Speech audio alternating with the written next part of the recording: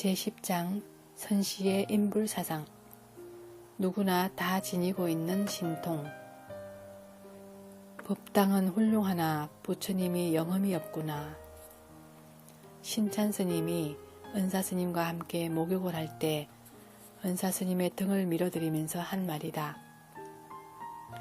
아는 것이 없으면서 살만 잔뜩 찐 은사스님의 등짝을 불쌍하고 가엾다는 듯이 툭툭 두드리면서 한 말이다. 그 광경을 가만히 그림을 그려보라. 은사스님은 비꼬듯이 내뱉는 상자의 말에 고개를 돌려 뒤에 있는 상자를 한번 힐끔 쳐다보았다. 영험도 없는 부처님이 광명을 놓을 줄 아는구나. 그때 상자로부터 곧바로 날아간 촌철살인의 한마디였다. 그 부처님은 정말 영험이 없었던지 그 말을 듣고도 더 이상 아무런 반응이 없었다. 그러나 광명을 놓을 일은 가벼이 간과할 수 없는 일이다. 광명을 놓는 일, 바로 그것이다. 알고 모르고 미련하고 영리하고는 별 문제가 아니다. 등을 두드리면 돌아볼 줄 아는 것, 그것이 곧 부처님의 능력이며 부처님의 신통이다. 그 능력과 그 신통이 없는 사람이 있겠는가? 숨을 쉬는 사람이면 다 가지고 있는 신통이다. 사람이 그대로 살아있는 부처님 활불이요 활신이다. 비록 살이 좀 쪘거나 빼빼 말랐거나 늙었거나 젊었거나 흑인이거나 백인이거나 게으르거나 부지런하거나 너무 따지고 차별하지 말라. 그대로 모두가 광명을 놓을 줄 아는 아름다운 유정불이다. 아름답고 신기한 부처님들. 갖가지 종류의 사람들이 이 세상에 함께 살고 있는 모습이여 마치 고운 비단 위에 진주를 흩어놓은 듯 아름답기 그지없구나. 참다운 지혜를 갖춘 훌륭한 성인은 사람을 얼마나 깊이 있게 꿰뚫어 보고 바르게 이해하는가 하는 것으로서 판단할 수 있다. 갖가지 종류의 사람들이라고 하였지만 실은 온갖 종류의 생명이다. 그들은 불교에서는 9종류의 생명으로 나눈다. 어떤 종류의 생명이든 모두가 똑같은 아름답고도 신기한 생명 부처님들이다. 그들이 함께 같은 지구 같은 세상에서 더불어 살아간다는 그 사실이 너무나 신기하고 아름답다. 마치 붉은 비단 위에 빛나는 진주를 한껏 뿌려놓은 듯 눈부시기 그지없다. 요즘의 광경으로 표현하자면 밤 비행기를 타고 서울 하늘에서 시내를 내려다볼 때 갖가지의 전등불이 반짝이며 아름답게 빛을 발하는 것과도 흡사하리라. 생명의 실상을 깊이 사유해보면 왜 아니겠는가? 참다운 지혜를 갖춘 성인들은 한결같이 모든 사람의 생명이 그렇게 빛나고 아름답다고 봤다. 그렇게 당신은 부처님이라고 부르지 않을 수가 없다. 부르기만 할 것이 아니라 받들어 섬겨야 하리라. 연불처럼 엎드리며 길이길이 찬탄하여야 하리라. 찾는 사람이 찾을 부처님. 밤마다 부처님을 안고 자고 아침마다 함께 일어난다. 일어나거나 앉을 때에 늘 따라다니고 말을 하거나 침묵할 때도 늘 함께 있다. 들 것만큼도 떠나있지 않는 것이 마치 몸의 그림자 같네. 부처님이 계신 곳을 알고자 하는가? 다만 지금 이렇게 말하는 것이라네. 부처님은 누구신가? 지금 이렇게 알고 싶어서 찾고 있는 그 사람이다. 즉 찾는 사람이 찾을 부처님이다. 그래서 밤마다 같이 자고 아침마다 같이 일어난다. 아무리 부부라 한들 태어나면서부터 같이 자고 같이 일어날 수 있겠는가? 앉고 일어나고 가고 오고 말하고 침묵하고 늘 같이 하는 그 사람이다. 실은 모든 일에 같이 한다고 표현하지만 조격이 나누어질 수 없는 관계다. 관계라는 말을 쓰지만 관계도 아니다. 편의상 틀린 표현인 줄 알면서도 하는 말이다. 언어의 한계가 그런 것이다. 잠자는 사람이 부처님이다. 잠자고 일어나는 사람이 부처님이다. 일어나거나 앉는 사람이 부처님이다. 말하거나 침묵하는 사람이 부처님이다. 이와 같은 일이 없는 사람은 부처님이 아니지만 이러한 일을 한 가지라도 하는 사람은 모두 부처님이다. 어디라도 이런 사람이 있거든 부디 부처님이라고 받들어 섬기자. 공양 공경하고 존중 찬탄하자. 가정이 화목하고 이웃이 행복하고 나라가 평화롭다. 소를 타고 다시 소를 찾는구나. 이런 선시가 있다. 우습다 소를 탄 자여, 소를 타고 다시 소를 찾는구나. 그림자 없는 나무를 베어다가 저 바다의 거품을 다 태워버리라. 조선시대의 소요 태능 스님의 소를 탄 사람이라는 선시다.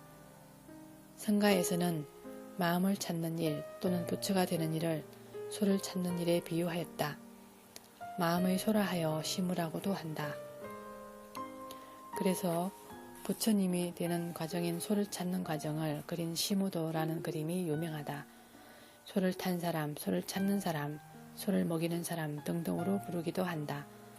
난행과 고행을 하면서 소를 찾아 나섰지만 소는 잃어버린 것이 아니라 정작 자신이 타고 있었다. 찾아 나설 줄 아는 일이 벌써 그 찾으려는 소가 하는 일이다. 소가 아니면 그런 일을 할 수가 없다. 부처가 아니면 어찌 부처가 되려고 몸부림칠 줄 알겠는가. 사람이 본래로 부처님인 것을 어디서 다시 찾는단 말인가. 알고 보니 소를 타고 소를 찾는 일을 하였다. 너무나 가소로운 일이었다. 그 당시도 않는 일이란 마치 토끼의 뿔과 같은 것이며 거북의 털과 같은 일이다. 존재하지도 않는 그림자 없는 나무를 베어다가 바다의 물거품을 다 태워버린다니 있을 수 있는 일인가. 아예 처음부터 잘못된 일이다. 마음을 가지고 마음을 찾는다는 것이 이와 같다. 부처님이 다시는 부처님을 찾는다는 것이 이와 같다. 온 천지가 다 마음이며 부처님인데 우주 만유가 다 마음이며 부처님인데 무엇을 찾는단 말인가. 진실도 가소로울 수밖에 없다. 천하의 마음을 찾는다는 나그네들은 이 말을 잘 명심하여야 한다. 불교인들의 모든 신앙행위가 실은 모두 이 마음을 찾기 위한 것이라 해도 과언이 아닌데 마음을 찾는 일이 이와 같다면 반드시 다시 한번 자신의 신앙행위에 대해서 잘 생각해 보아야 하리라.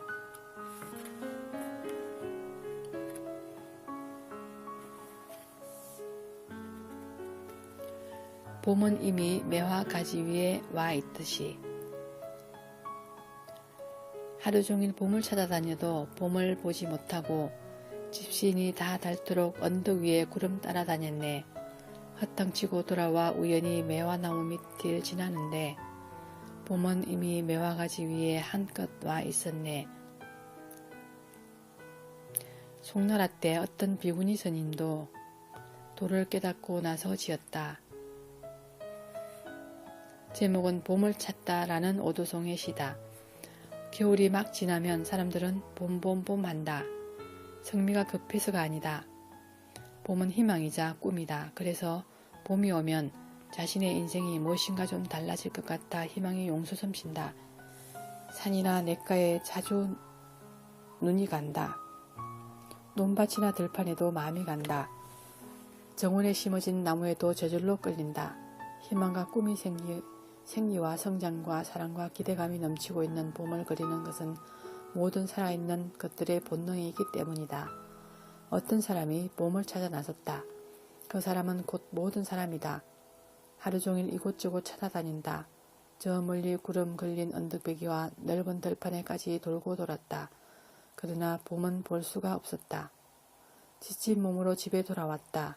우연히 뜰에 심어진 매화나무 밑을 지나다가 진한 매화향기를 맡았다. 고개를 들어 매화나무를 가지를 올려다보니 새하얀 매화꽃이 막 피기 시작하였다. 종일토록 찾아도 찾지 못하던 봄이 집에 돌아와서 한껏 느꼈다. 봄은 멀리 있는 것이 아니고 한 걸음도 옮기지 않는 자기가 늘 살고 있는 자신의 집안에 있었다. 의미가 깊은 시다. 사람들은 태어나서 죽는 순간까지 봄을 찾듯이 행복을 찾아 헤맨다. 재화나 명예를 얻으려는 것도 행복을 위해서다. 사람을 맞이하는 것도 행복을 위해서고 자식을 두는 것도 행복을 위해서다. 눈을 뜨자마자 자신이 하고 싶은 일에 매달리는 것도 행복하려고 하는 것이다. 출가수행도 행복을 위해서이고 깨달음을 얻어 부처가 되려고 하는 것도 행복을 위해서이다. 그러므로 불교에서 말하는 성불이란 지극한 도나 열반이나 이 모든 것이 가장 이상적이며 바람직한 삶, 즉 진정으로 행복한 삶이라고 표현한다. 그런데 그 진정한 행복은 멀리 있는 것이 아니고 또 시간을 많이 소비해서 얻는 것도 아니며 노력을 많이 해야만 얻는 것도 아니라는 뜻이다.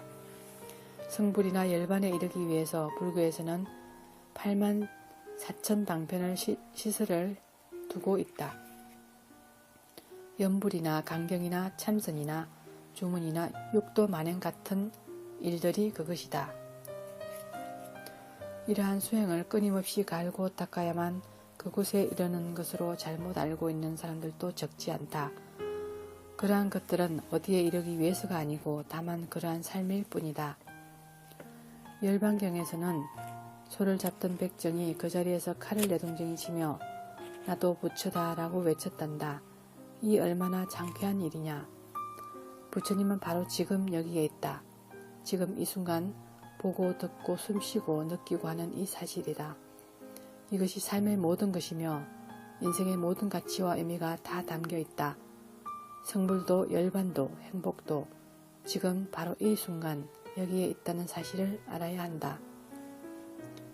사람들은 늘 지금에 존재하지 않는 언제 어디에 있을지도 모르는 허상에 초점을 맞춰두고 그것을 향해 달리고 있다.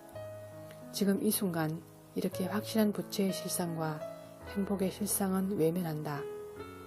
사람들이 대부분 집안에 있는 봄을 모르고 멀리 찾아 헤매듯이 행복이라는 봄도 부처님이라는 봄도 열반이라는 봄도 여기 이 순간에 자신을 버리고 다른 곳을 찾아 헤맨다. 우리는 누구나 이미 넘치는 행복 속에 있으면서 말이다. 봄에 대한 이 시는 곧 이 문제를 깨우치는 글이다.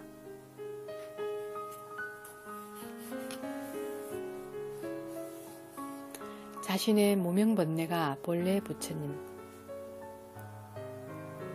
부처님이란 중생들의 마음 안에 있는 부처님이다. 자신들의 근기 정도를 따라 부처님이 표현된다. 그 외에는 달리 다른 부처님이 없다. 일체 부처님의 그런 자리가 무엇이겠는가? 자신의 번뇌, 무명번뇌가 본래 부처인 줄 알아라. 통현장자. 화엄의 대가 이 통현장자의 이 말은 부처가 어디에 있는지를 명확히 밝힌 말이다.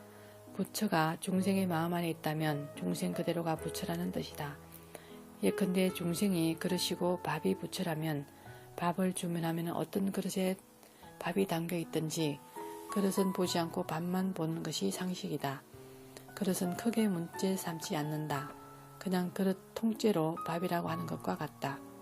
고인들이 이와 같이 간곡히 가르쳤건만 천년의 세월이 흘렀어도 그 말을 깨닫지 못하고 중생 밖을 향해서 부처를 찾고 사람 밖을 헤매면서 부처를 찾는다.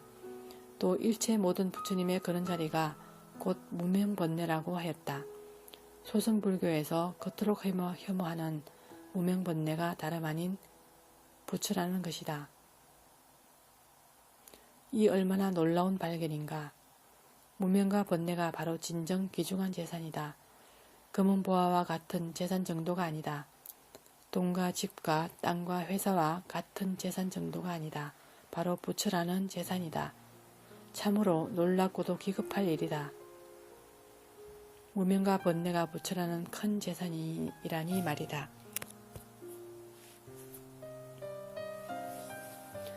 생사가 바로 원각도량. 원각도량이 어느 곳이든가 지금의 생사가 바로 그곳이라네.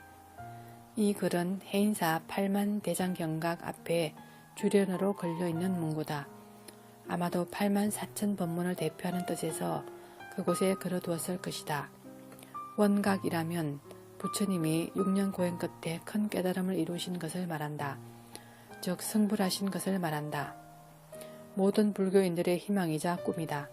그런데 그 꿈이 다른 곳에 있지 않고 모든 사람이 매일매일 뒤치다끌이하며 살아가는 이 생사의 현장이 바로 그곳이라는 뜻이다. 울고 불고 웃고 울고 하는 살아가는 우리들의 이 순간의 삶 자체가 곧 원각도량이라고 한다. 허망하지 않은가? 한편 놀랍지 않은가?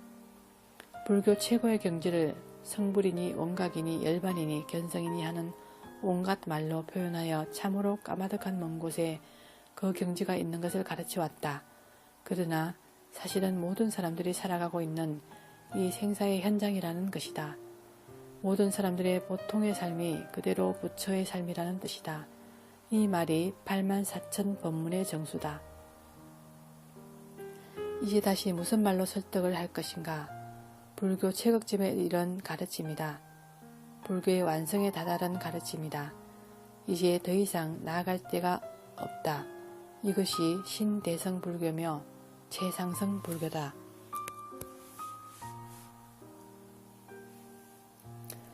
언제나 살아 숨쉬며 대강명을 놓는 경전. 나에게는 한 권의 경전이 있다. 종이와 먹으로 된 것은 아니다. 그래서 펼쳐보아도 글자 하나 없다. 그러나 항상 대광명을 놓고 있다. 인간 존재의 위대성을 표현한 개송이다.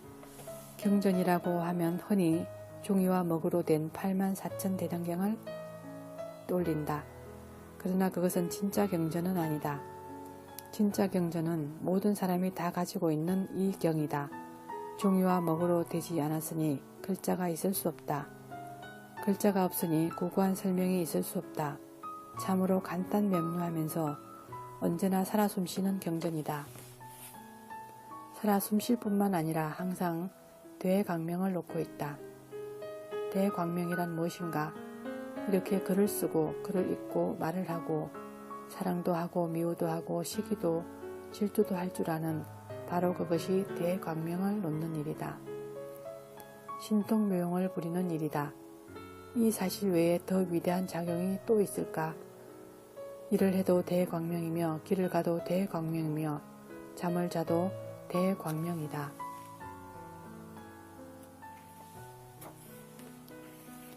삶이 그대로 불공. 곳곳이 부처님이요 하는 일마다 불공이더라.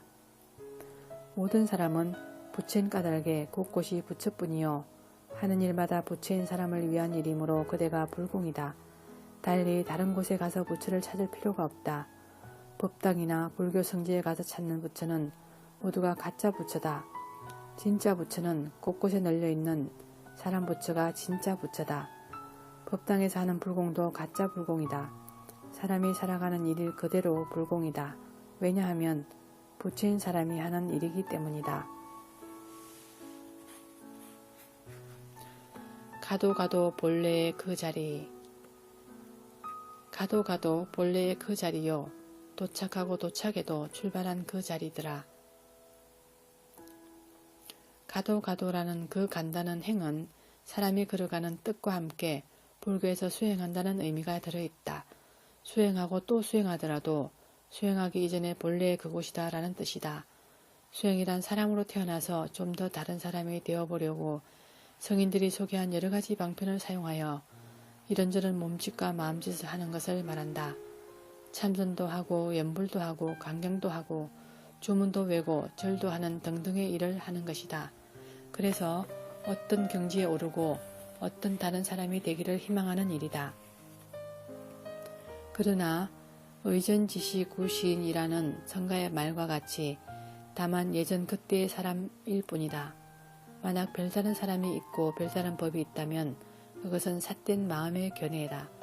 그 어떤 수행을 하든 다만 본래의 그 사람이어야 한다. 애초부터 별다른 사람은 되지 않고 될 수도 없는 일이다.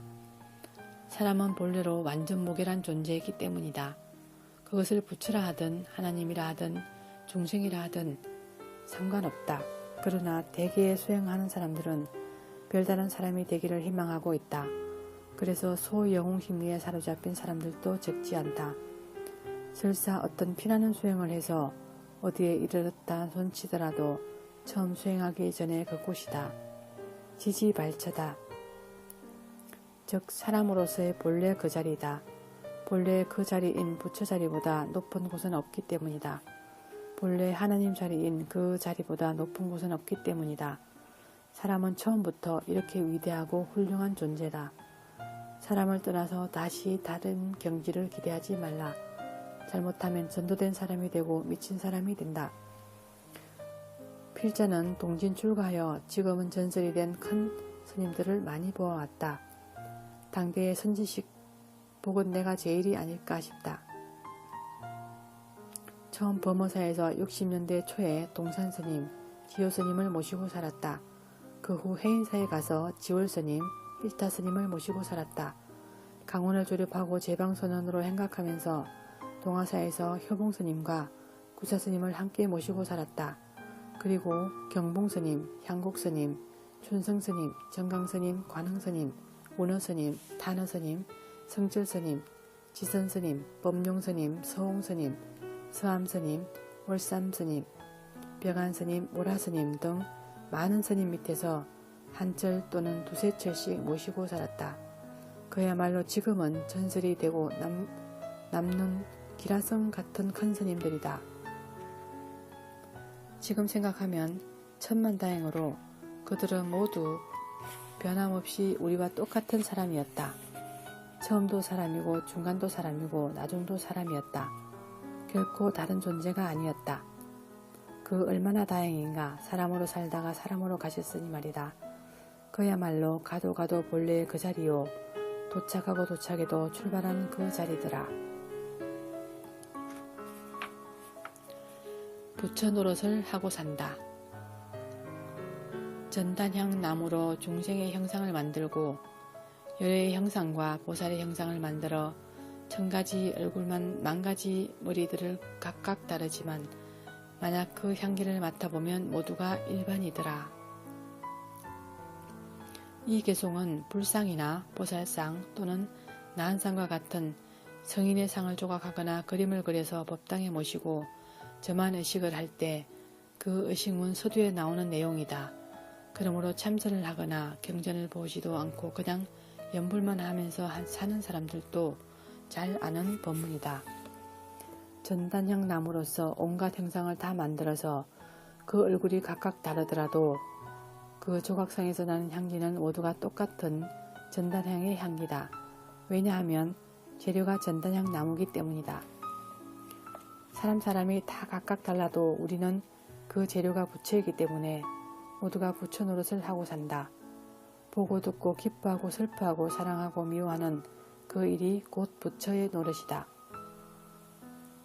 흔히 말하는 부처라면 부처 노릇을 해야 한다고 생각하는데 이것 외에 달리 특별한 부처 노릇은 없다. 소성적 생각에 사로잡혀 있는 사람은 사람을 떠나서 따로 부처가 있다는 엉뚱한 환상에 젖어 있어서 무슨 특별한 부처 노릇을 상상하지만 그들이 상상하는 부처 노릇은 어디에도 없다. 다만 사람 부처가 살아가는 일상사인 행주자와 어묵동정 등 온갖 일이 모두 그것이다.